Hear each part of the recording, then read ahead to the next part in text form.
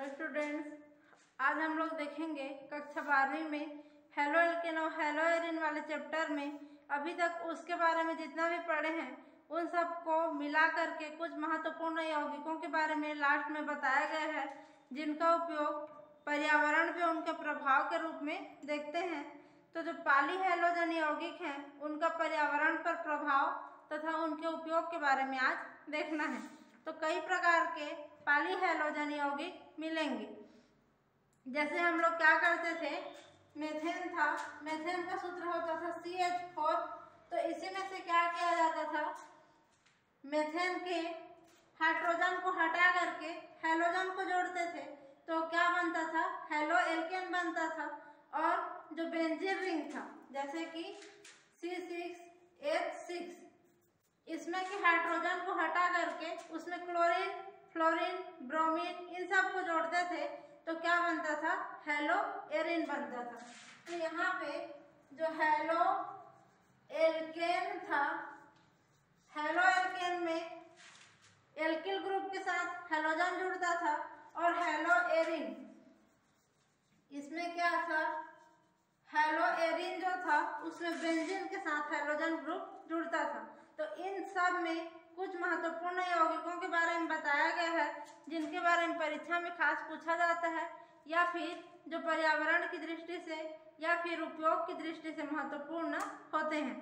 तो इनमें सबसे पहले हम लोग देखेंगे डाइक्लोरोमेथेन या फिर मेथिलीन क्लोराइड।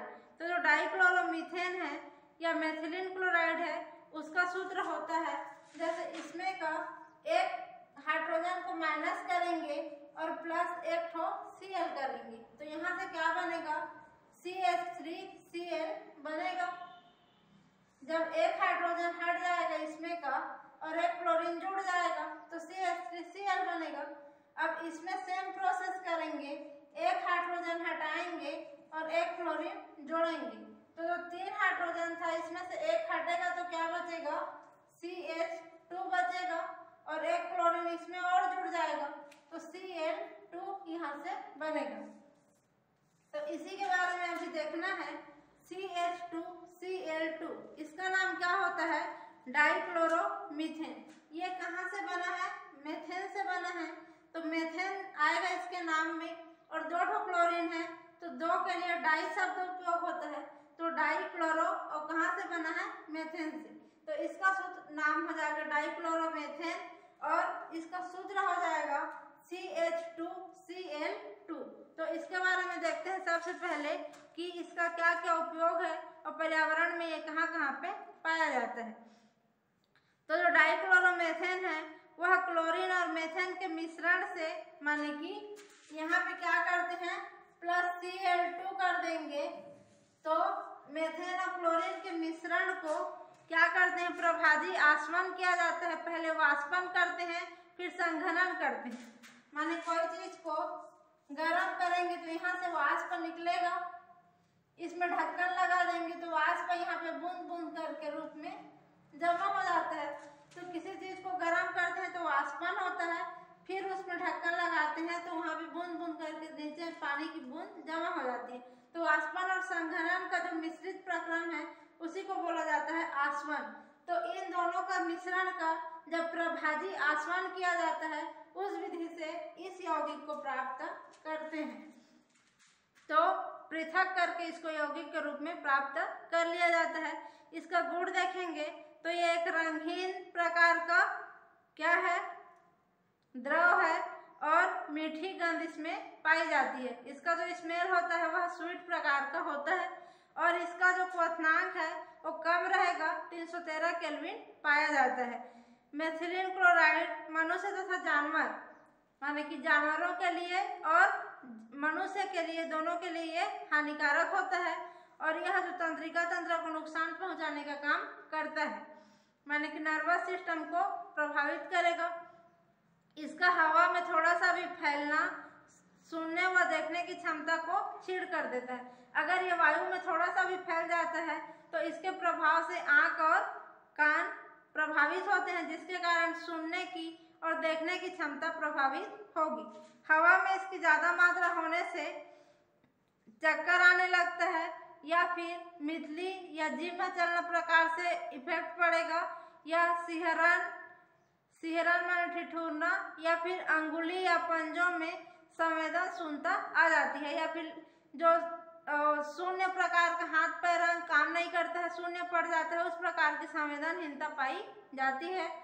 मेथिलीन क्लोराइड का सीधे त्वचा के संपर्क में आने से अगर इस मेथिलीन क्लोराइड को डायरेक्ट स्किन पर डाल देंगे या त्वचा पर डालेंगे तो वहाँ पे बहुत ज़्यादा जलन होने लगता है, या फिर त्वचा में लालिमा आने लगती है। आँखों के सीधे संपर्क में आने पे आँख में जो कार्निया पाया जाता है, नेत्र का जो स्ट्रक्चर देखोगे, आँख का जो स्ट्रक्चर रहता है उसमें कार्निया पाया जाता है, उसमें वह जल करके नष्ट करने की क्षमता इसमें पाई जाती है। यह हो गया उसका गुण। अब इसका उपयोग देखते हैं तो इसका क्वथनांक बहुत कम होता है और इसकी ज्वलनशीलता जो है बहुत कम पाई जाती है। इसलिए इन दोनों गुण के आधार पे इसका उपयोग उद्योग में जो काम चलता है वहाँ पे विलायक के रूप में इसका उपयोग किया जाता है। इसे औषधि के रूप में माने कि दवाई के रूप में और अन्य उद्योगों में उपयोग किया जाता है। माने कि जो चावल वाला उद्योग रहता है वहाँ पर भी इसको उपयोग करते हैं। इसका उपयोग धातुओं को साफ करने के लिए और सफाई में विलायक की तरह उपयोग किया जाता है। जो धातु रहेंगे उनको साफ करने के लिए इसका उपयोग किया जाता है और विलायक की तरह भी इसको उपयोग करते हैं। ये हो गया डाइक्लोरोमेथिलीन का कंप्लीट। अब अगला यौगिक है ट्राइक्लोरोमेथिलीन। तो इसी प्रोग्राम को हम लोग क्या करेंगे और एक स्टेप आगे बढ़ाएंगे। तो यहाँ का एक हाइड्रोजन माइनस हो जाएगा और इसमें फिर से एक Cl जुड़ेगा। तो पहले माइनस कर लेते हैं, एक हाइड्रोजन यहाँ से हटा देंगे तो क्या बचेगा, 2 था तो एक हाइड्रोजन हटा तो CH बचा। अब Cl2 था उसमें एक हाइड्रोजन जुड़ेगा तो ये क्या हो जाएगा Cl3। तो अब इसके बारे में पढ़ना है CH-Cl3। तो इसी को क्या बोला जाता है, ट्राइक्लोरोमेथेन या फिर क्लोरोफार्म। क्लोरोफार्म तो नाम सुने होंगे। तो क्लोरोफार्म का सूत्र है CH-Cl3 या फिर इसमें 3 क्लोरीन है इसलिए ट्राई क्लोरो, और ये कहाँ से बना है तो मेथेन से बना है तो ट्राइक्लोरोमेथेन इसका नाम हो जाएगा, या फिर इसको क्लोरोफार्म भी कहा जाता है। तो इसके बारे में अभी देखते हैं। तो ये जल से 1.5 गुना भारी रहता है, माने जल की तुलना में इसका जो वजन है 1.5 गुना भारी रहेगा क्लोरोफार्म का। ये एक कलरलेस प्रकार का मधुर गंध वाला लिक्विड फॉर्म में पाया जाने वाला द्रव है। दूसरा है कि जल में बहुत कम विलय रहता है, लेकिन जो कार्बनिक विलायक रहेंगे जैसे कि एल्कोहल, एसीटोन, ईथर, इन सब में बहुत ज़्यादा विलय रहता है। अब कार्बनिक विलायक किसे कहेंगे, जल एक विलायक का काम करता है। जल जो है किसी भी चीज़ को अपने में घोलने का गुण रखता है, इसलिए उसको सार्वत्रिक विलायक कहते हैं। सार्वत्रिक विलायक का मतलब है सभी चीज़ों को अपने में घोलने की क्षमता रखने वाला। सार्वत्रिक माने सब को घोलने की क्षमता रखता है, इसलिए जल क्या है, सार्वत्रिक विलायक है। लेकिन जब कार्बनिक विलायक बोलेंगे तो ऐसे विलयन जिसमें कार्बन पाया जाता है, कार्बन से बने हुए किसी भी विलयन को जब विलायक के रूप में या किसी चीज़ को घोलने के लिए उपयोग करते हैं तो वहाँ पे कार्बनिक विलायक उसको कहते हैं। तो एसीटोन, एल्कोहल, ईथर ये सब क्या है, कार्बनिक विलायक के रूप में उपयोग होते हैं और इनका प्रयोग प्रैक्टिकल में देखने के लिए बहुत ज़्यादा मिलेगा। अब इसका देखते हैं कि क्लोरोफॉर्म का जो क्वथनांक है, क्वथनांक को हमेशा BP से प्रदर्शित करते हैं। B का मतलब है बॉइलिंग और P का मतलब है पॉइंट, माने क्वथनांक, ताप या फिर क्वथनांक जिसको बोलते हैं, इसका होता है 61 डिग्री सेंटीग्रेड या फिर 333 केल्विन पाया जाता है। इसका आपेक्षिक घनत्व का मान 1.485 पाया जाता है। यह अधिक देर तक सूंघने पर बेहोशी आ जाती है। क्लोरोफॉर्म किसी को बेहोश करने के लिए उपयोग करते हैं। इसको ज़्यादा देर तक सूंघ लिया जाए अगर तो बेहोश हो जाते हैं। तो लैब में जब भी प्रैक्टिकल हम लोग करेंगे तो क्लोरोफॉर्म को कहीं पे मिलेगा तो उसको ज़्यादा देर तक सूना नहीं है, नहीं तो वहीं पे बेहोश होकर के लुढ़क जाओगे।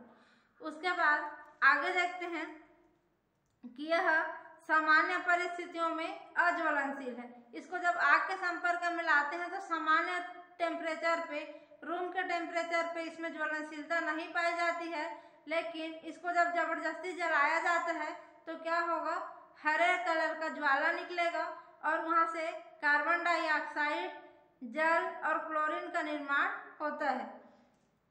तो इसको जब भी लैब में उपयोग करेंगे तो इसको जलाना नहीं है और इसको सूंघना भी नहीं है, नहीं तो बेहोश हो जाएंगे या फिर हरे रंग की ज्वाला के साथ ये जलने लगेगा और बहुत ज़्यादा क्लोरीन गैस और कार्बन डाइऑक्साइड गैस को अपने से विघटित करके उत्सर्जित करेगा, जो कि हानिकारक है। अब देखते हैं क्लोरोफॉर्म का सूर्य के प्रकाश में या फिर वायु में जब ये रिएक्शन करता है तो डायरेक्ट रिएक्शन करके क्या करेगा, फास्फीन नामक गैस का निर्माण करता है, जो कि एक कार्बोनिल क्लोराइड होता है।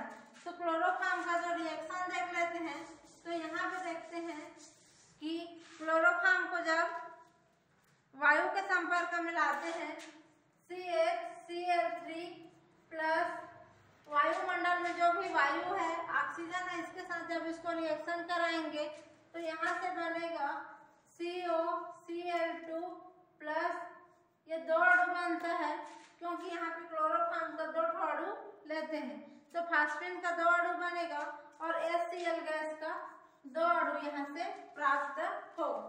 तो जो COCl2 है इसी को बोला जाता है फास्फीन। तो क्लोरोफॉर्म का ऑक्सीजन से रिएक्शन होता है और यह रिएक्शन यहाँ पे वायुमंडल की वायु या फिर सनलाइट की उपस्थिति में होगा। तो वायु और सनलाइट के प्रेजेंस में फास्फीन गैस मिलेगा किससे, क्लोरोफॉर्म से, और इसमें क्लोरीन है और कार्बन है, इसलिए इसको कार्बोनिल क्लोराइड भी कहा जाता है। अब साधारण क्लोरोफॉर्म जो रहता है साधारण रूप से उसमें फास्फीन गैस मिली रहती है और यह एक विलायक के रूप में उपयोग होता है। अति शुद्ध क्लोरोफॉर्म माने ज़्यादा ही प्योर रूप में जो क्लोरोफॉर्म रहेगा उसमें यह फास्फीन गैस बिल्कुल भी एब्सेंट रहती है, लेकिन जो साधारण ताप पे क्लोरोफॉर्म पाया जाता है उसमें ये फास्फीन गैस पाई जाती है। यह एक निश्चेतक के रूप में या बेहोश करने के लिए उपयोग किया जाता है, बेहोशी की दवा के रूप में।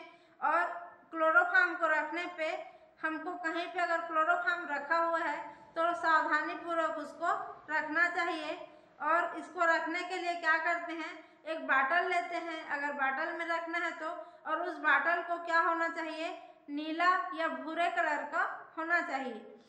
और उस बाटल के जो मुंह रहता है उसमें एक डाट या फिर ढक्कन अच्छे से लकड़ी का कार्क लगा करके अंधेरे कमरे में रखते हैं और प्रकाश अवशोषित न कर पाए ऐसी जगह में उसको रखा जाता है, क्योंकि प्रकाश को अवशोषित करेगा सनलाइट को तो क्या हो जाएगा, फास्फीन गैस का निर्माण कर देगा, इसलिए उसको अंधेरे कमरे में रखा जाता है। और बोतल में खाली जगह न होने से वायु का भी इसमें अभाव रहता है। जब बाटल में भरेंगे तो आधा बाटल इसको नहीं भरना है, फुल बाटल भरते हैं। अगर आधा बाटल भरेंगे तो उसमें स्पेस जो रहेगा खाली रहेगा, वहाँ पे वायु आकर के फिर से फास्फीन गैस बना देगा, इसलिए बाटल में उसको अच्छे से भर के लकड़ी का डाट लगा करके अंधेरे कमरे में रखा जाता है।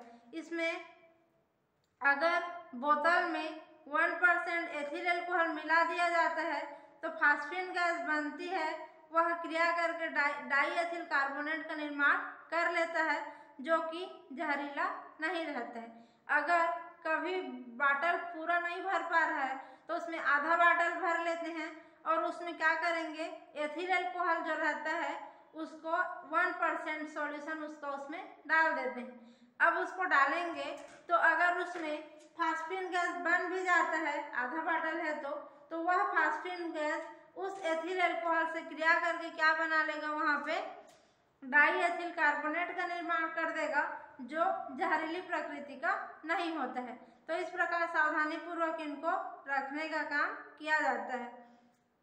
अब देखते हैं क्लोरोफॉर्म के उपयोग। तो जो क्लोरोफॉर्म का उपयोग है उसका उपयोग सर्जरी के रूप में, जहाँ भी ऑपरेशन करना रहता है हॉस्पिटल में, वहाँ पे क्या करता था, पहले इसका उपयोग बेहोश करने के लिए किया जाता था निश्चेतक के रूप में, और हृदय तथा श्वसन तंत्र पर हानिकारक प्रभाव के कारण जब इस प्रकार से बेहोशी के लिए इनका उपयोग किया गया, तब देखा गया कि हृदय पे और श्वसन तंत्र या रेस्पिरेटरी सिस्टम पे इसका ज़्यादातर हानिकारक प्रभाव देखने को मिला, जिसके कारण इनका उपयोग आजकल अन्य रसायनों का उपयोग निषेधक के रूप में करते हैं और क्लोरोफॉर्म को उपयोग करना बंद कर दिया गया है। इसलिए आजकल बैन हो गया है क्लोरोफॉर्म का उपयोग और इसका उपयोग नहीं किया जाता। अब वसा, रबर, मोम, रेजिन, आयोडीन, इन सब में विलायक के रूप में इसका उपयोग होता है। उसके बाद जीवाणुनाशक के रूप में इसका उपयोग किया जाता है और शरीर की रचना संबंधी परिरक्षण करने में भी इसका उपयोग करते हैं। क्लोरोफॉर्म का जो उपयोग है नाइट्रोक्लोरोफॉर्म बनाने के लिए और क्लोरीटोन, तो नाइट्रोक्लोरोफॉर्म और क्लोरीटोन एक प्रकार के कीटाणुनाशक हैं, इनको बनाने में इसका उपयोग किया जाता है। प्रयोगशाला में यह प्राइमरी एमीन, 1 डिग्री एमीन और ब्रोमीन तथा आयोडीन के परीक्षण में प्रयोगशाला में लैब में उपयोग किया जाएगा। तो यह हो गया। अब अगला देखते हैं हम लोग टेट्राक्लोरोमेथेन। तो इसी स्टेप को एक स्टेप और आगे हम लोग यहाँ पे बढ़ा देते हैं।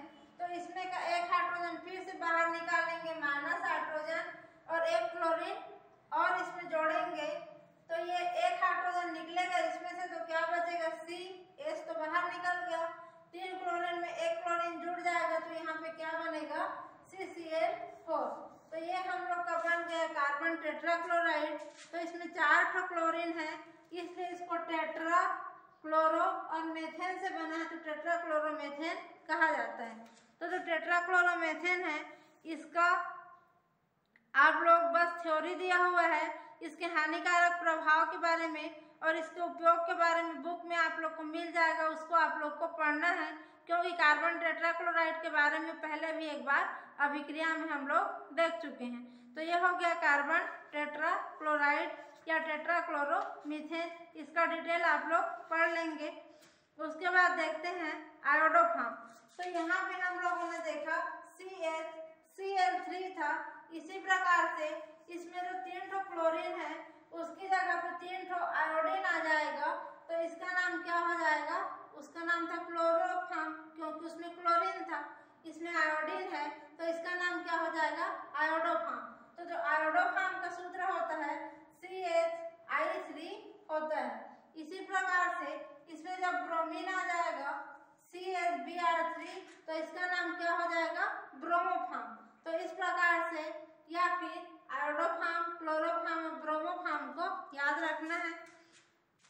तो यहाँ पे जो आयोडोफॉर्म है इसका भी थ्योरी दिया हुआ है, पीले कलर का क्रिस्टल है, इसमें किसी प्रकार की गंध नहीं पाई जाती है, इसका गलनांक 119 डिग्री सेंटीग्रेड होता है। इसको जब हवा में गर्म करें, हवा की उपस्थिति में लाएंगे, तो जो आयोडोफॉर्म रहता है इससे आयोडीन बनेगा, कार्बन डाइऑक्साइड बनेगा और HI का निर्माण होता है। इसको आप लोग को भी देख लेना है, इसका सूत्र को याद रखने के लिए। उसके बाद देखते हैं अगला है फ्रियान। तो जो फ्रियान का सूत्र होता है, फ्रियान एक प्रकार का यौगिक है जो इस चैप्टर में दिया हुआ है। तो जो फ्रियान को CFC करके प्रदर्शित करते हैं। तो जो एथेन या मेथेन के क्लोरोफ्लोरोकार्बनिक यौगिक को फ्रियान कहा जाता है, माने क्लोरोफ्लोरोकार्बन को ही फ्रियान कहा जाता है, और यह एथेन या मेथेन के क्लोरीन और फ्लोरीन से मिलकर बनने वाला कार्बनिक यौगिक है। C का मतलब है क्लोरीन, F का मतलब है फ्लोरीन और C का मतलब है कार्बन। तो क्लोरीन फ्लोरीन कार्बन को शॉर्ट फॉर्म में CFC करके बोला जाता है। ये जो है एक स्थायी तथा अक्रियाशील और स्थायी है, अक्रियाशील है तथा इसमें विषैली प्रकृति नहीं पाया जाता है। माने कि अविषैली प्रकृति का रहता है। अब इसका असंक्षारक माने संक्षारक के रूप में इसका उपयोग नहीं होता है, इसलिए इसको असंक्षारक कहा जाता है। यह सरलता से लिक्विड रूप में आ जाता है, नॉर्मल टेम्परेचर पे गैस में रहेगा लेकिन सरलता से लिक्विड फॉर्म में आ जाता है, इसलिए इसको सरलता से द्रवीकृत होने वाला गैस कहा जाता है। जो फ्रीऑन 12 रहता है, फ्रीऑन जो है 12, तो डाइक्लोरो डाइफ्लोरोमेथेन CCl2F2, इसका नाम हो जाएगा डाइक्लोरो, 2 क्लोरीन है तो डाइफ्लोरो, और मेथेन ये कहाँ से बना है, CH4 से बना है। इसमें का 2 हाइड्रोजन की जगह पे क्या जुड़ा हुआ है, 2 क्लोरीन, और 2 और हाइड्रोजन की जगह पे 2 फ्लोरीन जुड़ा है। तो मेथेन से क्या बना है, डाइक्लोरो डाइफ्लोरोमेथेन, इसलिए CCl2F2 का नाम क्या होगा, डाइक्लोरो डाइफ्लोरोमेथेन। तो इसका जो है फ्रीऑन 12 को डाइक्लोरो डाइफ्लोरोमेथेन के नाम से जाना जाता है। यह एक औद्योगिक रूप से उपयोगी पदार्थ है और इसे टेट्राक्लोरोमेथेन से श्वार्ट्ज अभिक्रिया के द्वारा बनाया जाता है। तो जो डाइक्लोरो डाइफ्लोरोमेथेन है इसको कहाँ से प्राप्त करते हैं, कार्बन टेट्राक्लोराइड जो है CCl4, यह कार्बन टेट्राक्लोराइड इसके साथ जब किसको रिएक्शन कराते हैं, SbF3, इसका 3 अणु लेते हैं कार्बन टेट्राक्लोराइड का, और SbF3 का 2 अणु लिया जाता है। जब इनको रिएक्शन कराते हैं किसकी उपस्थिति में, SbCl5 की उपस्थिति में रिएक्शन कराते हैं, तो यहाँ से बनेगा डाइक्लोरो डाइफ्लोरोमेथेन CCl2F2 प्लस SbC, और साथ में बनता है SbCl3, इसका 2 अणु बनेगा, और डाइक्लोरो डाइफ्लोरोमेथेन का 3 अणु हमको यहाँ पे प्राप्त होगा। तो इस अभिक्रिया के द्वारा इसको प्राप्त किया जाता है। इसका उपयोग जो है घरेलू रेफ्रिजरेटर या फ्रिज में तथा कहीं पर ठंडा वातावरण करना है, कूलिंग एजेंट के रूप में इसका उपयोग किया जाता है। एरोसॉल में नोदक के रूप में इसका उपयोग करते हैं। और जो फ्रीऑन गैस है इसका एक बहुत बड़ा हानिकारक प्रभाव है, ये जो है ओजोन परत को खत्म करने का, क्षय करने का काम करता है, और बहुत से देशों में दूसरे देशों को हानि पहुंचाने के लिए फ्रीऑन गैस का उपयोग किया जाता है, क्योंकि अपने दुश्मन देश को नुकसान पहुंचाने के लिए भी फ्रीऑन गैस का उपयोग कहीं कहीं पे करते हैं, और दूसरे देशों में दूसरे हानि ना पहुंचाने वाले यौगिकों द्वारा इसको बदला जा सकता है। माने बहुत सारे देशों में इस यौगिक को दूसरे प्रकार के यौगिक में भी चेंज करते हैं, जहाँ पे उन यौगिकों से कम हानि पहुंचे ओजोन परत को। अब देखते हैं अगला है DDT, या फिर DDT का जो फुल फॉर्म है उसका नाम होता है डाइक्लोरो डाइफेनिल ट्राइक्लोरोएथेन।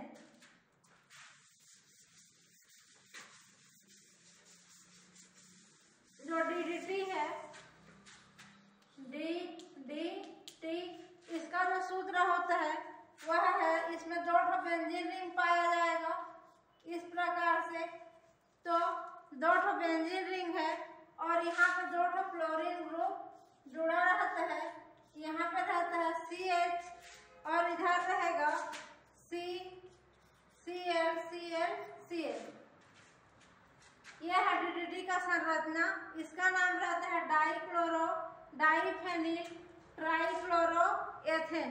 तो इसका नाम है, यहाँ पे 2 क्लोरीन है तो डाइक्लोरो, 2 फेनिल ग्रुप है तो डाइफेनिल, 3 क्लोरीन है तो ट्राइक्लोरो, और यहाँ पे 2 कार्बन है 1 और 2, तो C2H6 से बना है, इसलिए इसका नाम होता है एथेन। तो इसका नाम हो जाएगा D से डाइक्लोरो, D से डाइफेनिल और T से ट्राइक्लोरोएथेन, इसका सूत्र होगा। अब इसका जो IUPAC नाम है उसको भी यहाँ पे दिया हुआ है 2,2,20 पैराक्लोरोफेनिल 111 ट्राइक्लोरोएथेन। तो इसका जब नामकरण करेंगे तो ये पहला कार्बन हो जाएगा, यहाँ पे दूसरा कार्बन। तो यहाँ पे देखते हैं पहले पोजीशन पे 3 ठो क्लोरीन है और दूसरे पोजीशन पे 2 ठो फेनिल रिंग है, तो इसका नाम क्या हो जाएगा 2,2। दूसरे पे 2 ठो है तो इसलिए 2 बार 2, 2 फिर आया है 20, फिर क्या आएगा पैराक्लोरोफेनिल। इसका और इसका पोजीशन देखेंगे तो यह 1, 2, 3, 4, तो 1 और 4 पोजीशन पे दोनों में जुड़ा है, इसलिए पैराक्लोरोफेनिल। फिर आएगा 1 पे 3 है तो 111 ट्राइक्लोरो, और ये पूरा किससे बना है एथेन से। तो इस प्रकार से इसका IUPAC नाम दिया गया है। इसका जो आविष्कार है सर्वप्रथम जोडलर नामक वैज्ञानिक ने सन 1874 में किया था। इसका उपयोग सर्वप्रथम जर्मनी में द्वितीय विश्व युद्ध के समय सन 1942 में किया गया था। इसको जो बनाने की विधि है, निर्माण विधि, उसमें क्या करते हैं, इसको बनाने की विधि में इसको कहाँ से बनाया जाता है, 2 मोल मोनोक्लोरोबेंजीन को लेते हैं। माने कि जो क्लोरोबेंजीन है इसके 2 अणु को लेंगे, यहाँ पे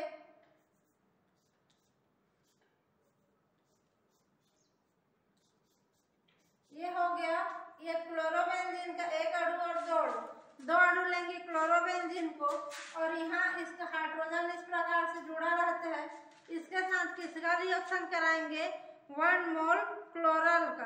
क्लोरल का सूत्र होता है OHCCCl3 CCl3CHO, यह है क्लोरल का सूत्र। CCl3 और CHO ये होता है क्लोरल। तो ये क्लोरल का 1 अणु लेंगे और इसको सांद्र सल्फ्यूरिक अम्ल की उपस्थिति में रिएक्शन कराते हैं, तो यहाँ से जो H2O का 1 अणु बाहर निकलेगा, H2 और O, यहाँ से H2O का 1 अणु बाहर निकलेगा, तो इसको बाहर निकाल देते हैं यहाँ से। तो ये बचा हुआ इस प्रकार से जुड़ जाता है और इससे क्या बन जाएगा, DDT का निर्माण हो जाता है। तो यह हो गया उसको बनाने की विधि। इसका भौतिक गुण दिया हुआ है, तो ये एक सफेद कलर के, व्हाइट कलर के चूर्ण के रूप में रहता है। इसमें जो कुछ एक थोड़ा सा स्मेल पाया जाता है, पानी में अविलेय रहता है, लेकिन कार्बनिक इलाकों में घोलेंगे तो घुल जाएगा। इसका जो गलनांक होता है 382 केल्विन पाया जाता है। इसका उपयोग एक कीटनाशक के रूप में तथा माइटोनाशी के रूप में किया जाता है। मलेरिया फैलाने वाले मच्छरों को नष्ट करने के लिए नालियों में और पानी वाले जगह में इसका छिड़काव किया जाता है। यह स्थायी प्रकार का है और वातावरण में बहुत समय तक उपस्थित रहता है। स्थायी है तो जल्दी विघटित नहीं होगा, वातावरण में ज़्यादा समय तक उपस्थित रहेगा और उपस्थित रहकर प्रदूषण उत्पन्न करता है, मनुष्य के लिए, पक्षी के लिए और मछलियों के लिए तथा कुछ अन्य प्रजातियों पर भी इसका कुछ विषैला प्रभाव पड़ता है। आजकल USA, एक देश है USA, तथा यूरोपीय देशों में इसके उपयोग को बैन कर दिया गया है, प्रतिबंधित कर दिया है, इसलिए इसका उपयोग ज़्यादातर नहीं होता है। उसके बाद जो अगला यौगिक आता है वो है बेंजीन हेक्साक्लोराइड। बेंजीन हेक्साक्लोराइड के बारे में देखेंगे तो जो बेंजीन हेक्साक्लोराइड है उसको BHC भी कहा जाता है। BHC है बेंजीन हेक्साक्लोराइड। तो इसका जो सूत्र होता है ये है C6H6Cl6। ये जो सूत्र है ये बेंजीन का है, C6H6। तो इसी में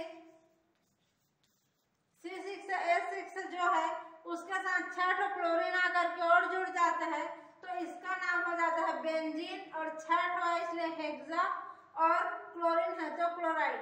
तो ये है बेंजीन के लिए, और जो H है ये है हेक्सा के लिए और C है क्लोराइड के लिए।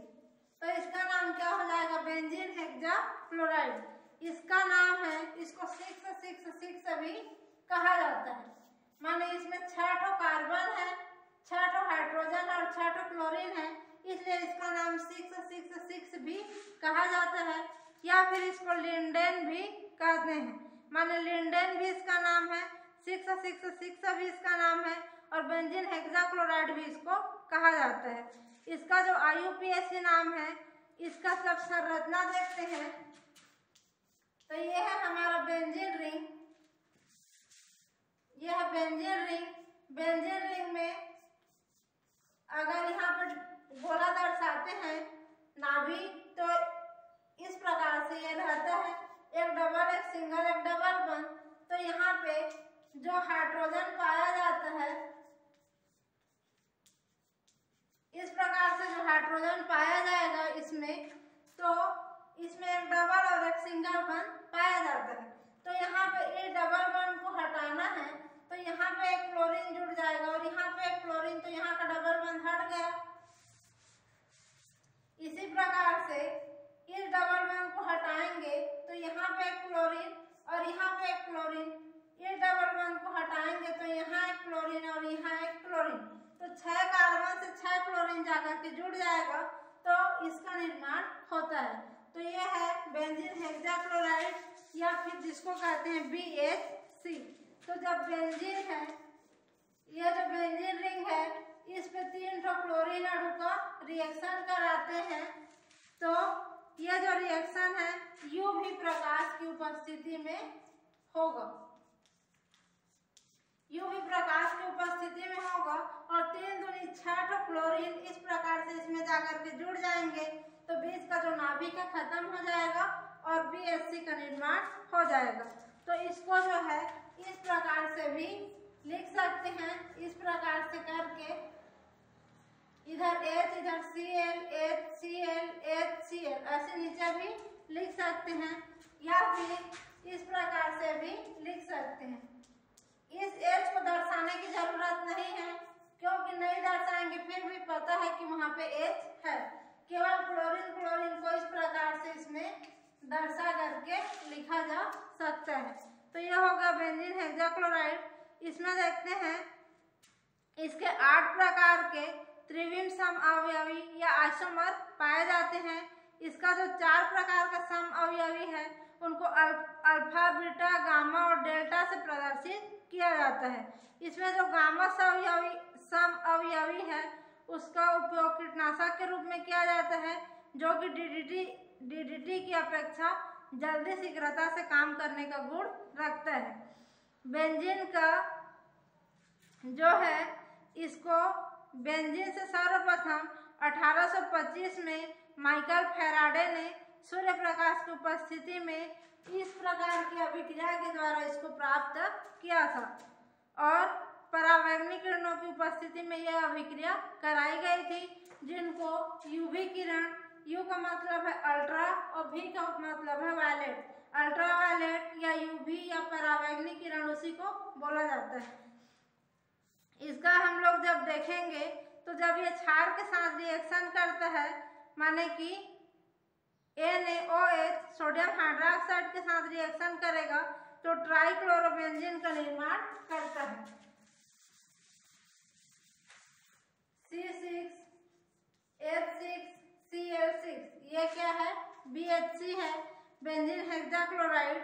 जब इसका क्या कराते हैं, क्षार के साथ रिएक्शन कराते हैं सोडियम हाइड्रोक्साइड के साथ, तो ये बनाएगा C6H3Cl3।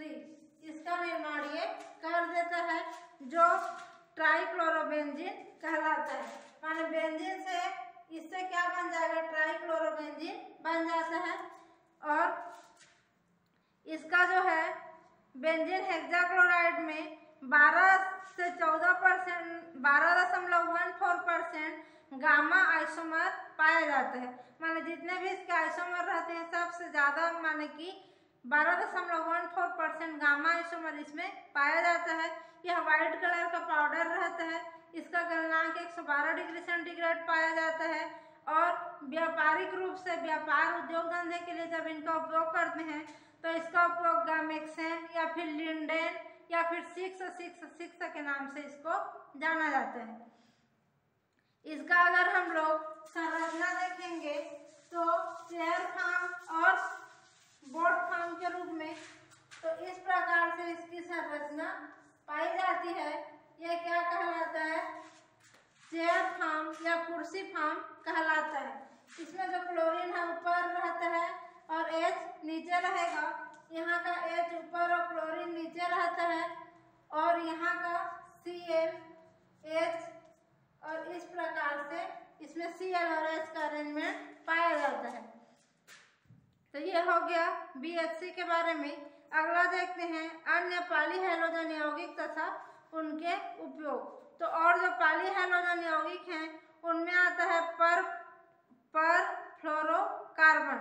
जो परफ्लोरोकार्बन है उसको PFC, P का मतलब है पर, F से है फ्लोरो और C का मतलब है कार्बन, ये होता है और इसमें डैश करके S लगा रहता है। तो यह परफ्लोरोकार्बन, ये जो है इसमें CnH2F2n+2 पाया जाता है। यह एक रंगीन गंधहीन है और गैस, द्रव या ठोस रूप में पाया जाता है।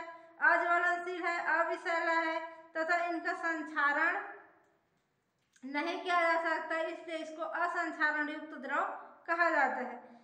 इसका उपयोग विद्युत अवरोधक के रूप में, चिकना करने वाले पदार्थ में द्विध्रुवक के रूप में किया जाता है और इसका जो पृष्ठ पर जो नॉन स्टिक बर्तन या तावा आता है उसमें लगाने के लिए भी इसका उपयोग करते हैं।